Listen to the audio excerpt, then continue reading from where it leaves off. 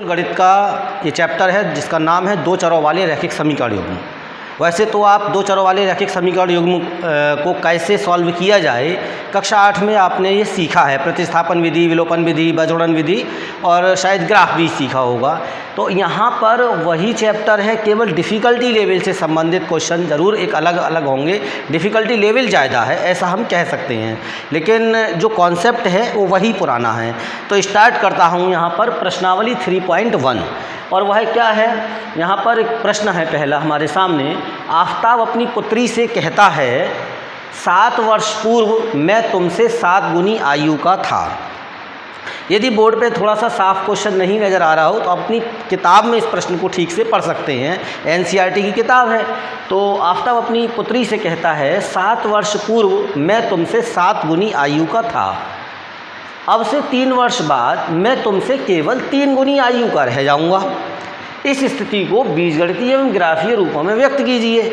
यानी यहाँ पर हमें समीकरण बनानी है, बीजगणितीय रूप से मतलब ये हो गया, और उसे सॉल्व नहीं करनी है कि आयु कितनी होगी क्या होगी। तो इसके लिए हम क्या करते हैं, दो चीज़ों के बारे में जिक्र हो रहा है, आफताब और उनकी पुत्री है। तो यहाँ हमें दोनों के लिए दो वेरिएबल की कल्पना करनी होगी। तो एक की वर्तमान आयु हम x वर्ष मान लिए, दूसरे की आयु y वर्ष मान लिए। तो यहाँ पर लिखना हम शुरू करते हैं हल। माना आफताब की वर्तमान आयु, अब आफताब की वर्तमान आयु आपने कल्पना कर लिया, मान लिया x वर्ष है, और पुत्री की वर्तमान आयु, अब पुत्री की जो वर्तमान आयु है वह y वर्ष है। ठीक, ये वर्तमान में है, इस समय में है। अब पहली कंडीशन पे आता हूँ मैं। प्रथम शर्तानुसार क्या स्थिति बन रही, देखिए 7 वर्ष पूर्व मैं तुमसे 7 गुनी आयु का था। अब जब आफताब की इस समय की आयु x वर्ष है तो 7 साल पहले कितनी रही होगी, भाई जाहिर सी बात है x माइनस 7 वर्ष। और पुत्री वर्तमान आयु y वर्ष है, इस समय y वर्ष की है, तो 7 साल पहले कितने की रही होगी, y माइनस 7। अब इस ये जो है इन दोनों में क्या संबंध दिया है, 7 साल पहले मैं तुमसे 7 गुनी आयु का था, यानी ये वाली आयु इस आयु की 7 गुनी है, तो ये इसे 7 से गुणा कर दो तभी तो ये बराबर होगी। तो अब x माइनस 7 बराबर 7y माइनस 7 7 49, ऐसे लिख लिया। और ऐसे कर लो, अब आप यहाँ पर x माइनस 7y बराबर माइनस 49, ये आएगा ही आएगा, 7 माइनस का इधर गया प्लस का हो गया तो माइनस का 42 लिख दो, और या ऐसे x माइनस 7y प्लस 42 बराबर 0 करके भी लिख सकते हो। तो एक तो ग्राफीय रूप, इसका बीजगणितीय रूप ये हो गया। अब दूसरी बात, ये तो प्रथम शर्त के अनुसार आया। अब द्वितीय शर्तानुसार, तो दूसरी शर्त क्या कह रही है कि अब से 3 वर्ष बाद मैं तुमसे केवल 3 गुनी आयु का रह जाऊंगा। यानी वर्तमान में x वर्ष है तो 3 वर्ष बाद आयु क्या हो जाएगी साहब, x प्लस 3 हो जाएगी। और लड़की की आयु क्या हो जाएगी, पुत्री की आयु कितनी होगी, इस समय y है तो 3 गुना 3 वर्ष बाद, तो ये y प्लस 3 हो जाएगी। अब कितनी आयु हो जाए उस समय, ये आफताब 3 साल बाद पुत्री से कितने होंगे, 3 गुना आयु के होंगे। तो अब यहाँ पर ये 3 से गुणा कर दो इसको, जो कम वाली है, तो ये इसके बराबर बनेगा। अब x plus 3 is equal to 3y plus 3 तो 9 हो गया, तो यहाँ हो जाएगा x माइनस 3y बराबर 3 इधर गया 9 माइनस 3 गया 6, ये हो गया ये समीकरण। ऐसे करके दूसरी बन गई। तो ये जो बात कही गई कि इसको बीजगणितीय रूप में व्यक्त करो, ये दोनों बीजगणितीय रूप अपने हो गए। ठीक, सॉल्व बीजगणितीय रूप से इसे सॉल्व करने की बात नहीं है।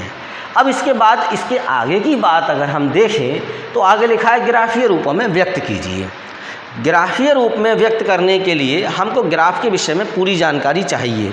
मैं उम्मीद करता हूं कि यदि आप 8वीं क्लास में 9वीं क्लास पास करके आए हैं तो आपने दोनों ही क्लासेस में जो ग्राफ के बारे में पढ़ाया गया होगा वो अवश्य ठीक से पढ़ा होगा, कार्तीय तल को ठीक से समझा होगा। यदि नहीं समझा है तो उसको समझ लें। इसमें अब उसे हम उस तरीके से बनाएं तो मैं यहाँ कैसे बनाऊँगा, देखो एक समीकरण मैं उठाता हूँ, उस चीज़ के लिए थोड़ा सा इधर को हमें देखना होगा। हमने जैसे यहाँ पर एक समीकरण ली x माइनस 7y बराबर माइनस 42। अब मैंने क्या काम कर लिया, यहाँ लिख लिया मैंने XY बराबर 7Y माइनस 42, माइनस के 7Y को इधर ले गया। चाहे तो x का मान निकाल लो y के पदों में, चाहे y का मान निकाल लो x के पदों में। समीकरण को इस प्रकार से रख लेते हैं। मैंने y के पदों में x का मान निकाल रहा हूँ, मैं इस प्रकार से रख लिया है, तो अब y का मान रखता जाऊँगा, x का मान आता जाएगा। तो देखिए यहाँ पर मैंने मान लिया, यदि y बराबर, आपने मान लिया सबसे पहले y बराबर 2 मान लो आप, या 3 मान लो, तो x बराबर क्या हो जाएगा, 7 गुणा 3, 7 तो यहाँ 21 हो जाएंगे माइनस 42, तो 21 माइनस 42 यानी क्या हो गया, माइनस का 21 हो गया। अब यदि y बराबर ऐसा, अब जैसे y बराबर अगर हम 4 मान लें तो क्या होगा, x बराबर 7 गुणा 4 माइनस 42, 7 चौक 28 हो गया, माइनस का 42, यानी कि माइनस का कितना बच गया, 14 बच गया। 2 मान हो गए कम से कम, वैसे तो लाइन खींचने के लिए 2 ही मान चाहिए, लेकिन फिर भी 3 भी आप कर सकते हो ना, 3 मान ले लेते हैं और अच्छा रहता है। तो x बराबर मान लीजिए आपने 5 लिख दिया, तो x बराबर हो गया, y बराबर 5 लिखा, 7 गुणा 5 और माइनस का 42, 7 पंजे 35 माइनस के 42 बराबर माइनस का 7। अब ये जो है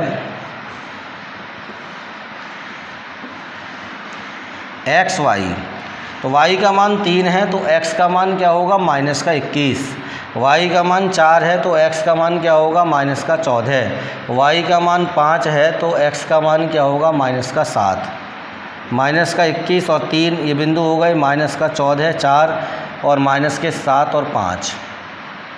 अब ऐसे ये 3 बिंदु हो गए। अब आप ग्राफ पेपर बनाओगे, जो ग्राफ पे जैसे यहीं पर दर्शा लें हम, x अक्ष हो गया, y अक्ष हो गया, मूल बिंदु है 1 2 3। अब इस प्रकार से यहाँ पर अगर हम इसको लेंगे, थोड़ी सी जगह कम पड़ रही है, तो ग्राफ पेपर पे हम इन बिंदुओं को दर्शा के और फिर मिला के लाइन खींच सकते हैं। तो वो जो चीज़ है जो हमने पीछे सीखा है 9th क्लास में, कोई एक समीकरण दी होती थी, वहाँ सीख कर आए, एक समीकरण दी है तो ग्राफ बनाना। तो समीकरण को पहले x का मान निकालते हैं y के पदों में या y का x के पदों में, और उससे इस प्रकार से x के मान रख के y के, या y के मान रख के x के मान निकालते हैं। टेबल बना लिए, बिंदु रख लिए, बिंदु को ग्राफ पेपर पे आप बनाइए, सादा कागज़ पे मत बनाइए, ग्राफ पेपर उठाइए, ग्राफ पेपर पे कार्तीय तल बनाइए, x अक्ष y अक्ष, उस पर बिंदु दर्शाइए और बिंदुओं को मिला दीजिए और आपके इस समीकरण का वह ग्राफीय रूप आ जाएगा। दूसरी समीकरण से दूसरी समीकरण उठाएंगे इसी प्रकार से, ये इसी को इसी प्रकार से यहाँ पर बिंदु प्राप्त कर लेंगे। 9th में आपने सीखा है, तो यहाँ पर फिर से ग्राफ आ जाएगा दूसरा। तो एक ही ग्राफ पेपर पर 2 रेखाएं प्राप्त हो जाएंगी।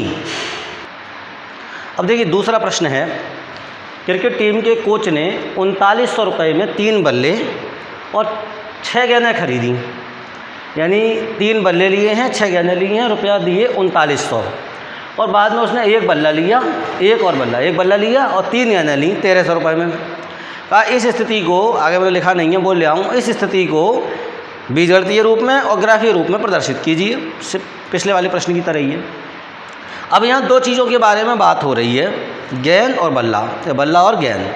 तो जिन 2 चीज़ों के बारे में बात हो रही है और इनकी एक्चुअल कीमत हमको पता नहीं है, हमें तो समीकरण बनानी है, तो उन दोनों में एक को x मान लो, एक को y मान लो। यही सीखा था 8th में और यही हमने 9th में किया।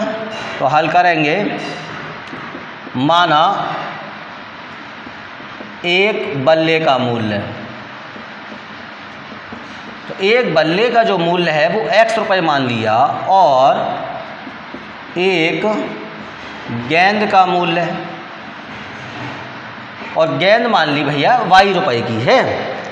अब यहाँ पर पहली शर्त के अनुसार क्या हुआ, यानी कि प्रथम शर्तानुसार, पहली शर्त के अनुसार क्या हो रहा है कि 3900 रुपये में 3 बल्ले और 6 गेंदें खरीदी। तो 3 बल्ले कितने के हो गए, 3x के, 6 गेंदें कितने की हो गई, 6y की, कितने के हो गए साहब, 3900 रुपये के। समीकरण 1 हो गई। अब दूसरी शर्त के अनुसार देखो क्या हो गया, द्वितीय शर्तानुसार, द्वितीय शर्तानुसार एक बल्ला कितने का हो गया, x रुपये का, और 3 गेंदें, तो 3 गेंदें कितने की हो गई, एक गेंद y रुपये की, 3 गेंद 3y की हो गई, और दोनों मिला के कुल कीमत कितनी देनी पड़ी भाई को, 1300 रुपये देनी पड़ी। ये समीकरण 2 हो गई। अब आप यहाँ पर ये दोनों अब यानी जो प्रॉब्लम थी उसको आपने अलजेब्रिक फॉर्म बीजगणितीय रूप में आपने दर्शा दिया।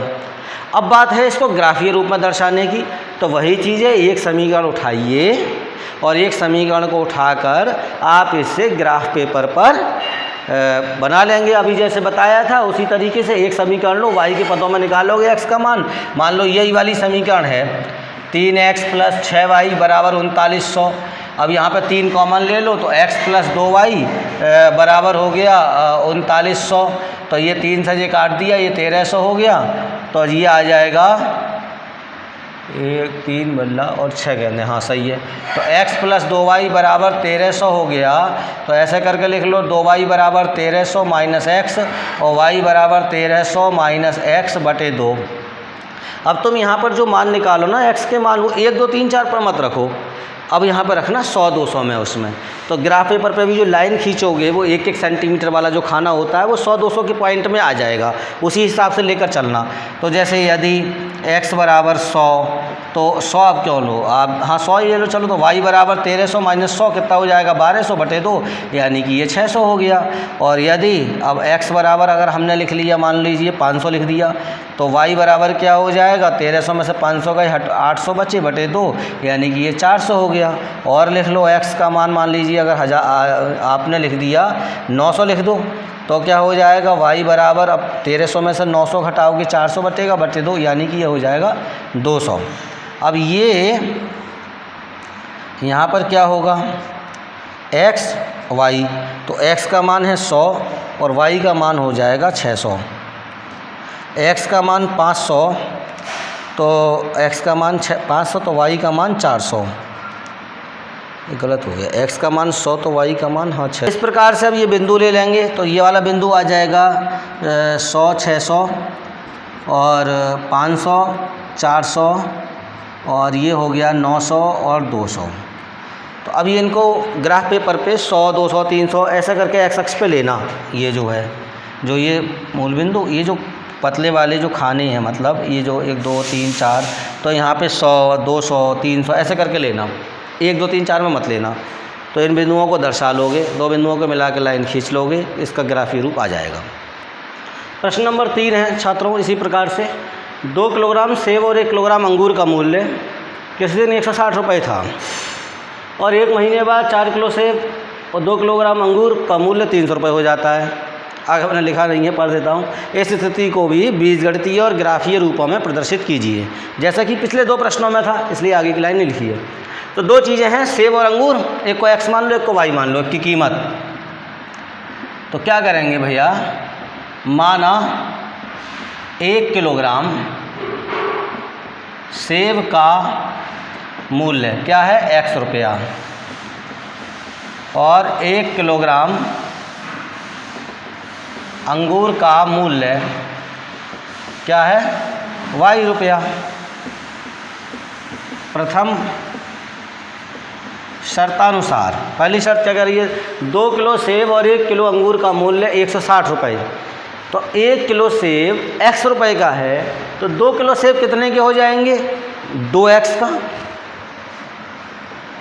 1 किलो अंगूर कितने का है y रुपये का।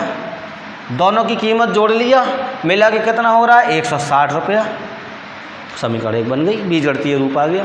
1 महीने बाद 4 किलो सेब, 4 किलो सेब कितने के हो गए 4x के, 2 किलो अंगूर कितने के हो गए 2y के। दोनों को जोड़ लो, कितना कीमत हो गया 300 रुपया। दोनों में कॉमन ले लो तो 2x + y बराबर 300 हो जाएगा और 2x + y बराबर 300 बटे 2, तो 2x + y बराबर 150। ये समीकरण 2 हो गए। तो ये बीजगणितीय रूप हो गया। अब किसी भी एक समीकरण से एक एक करके लेके चल लो, जैसे पीछे आपने सीखा है 9th में सीखा है आपने, एक समीकरण को पकड़कर उससे ग्राफ ड्रॉ करना।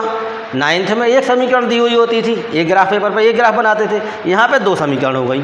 दोनों समीकरणों से एक ही पेज पे ग्राफ बना लीजिएगा और इस प्रकार से आपकी ये प्रश्नावली यहाँ पूरी होती है। अब आगे का ज्ञान अगली प्रश्नावली शुरू करते हैं थोड़ी देर।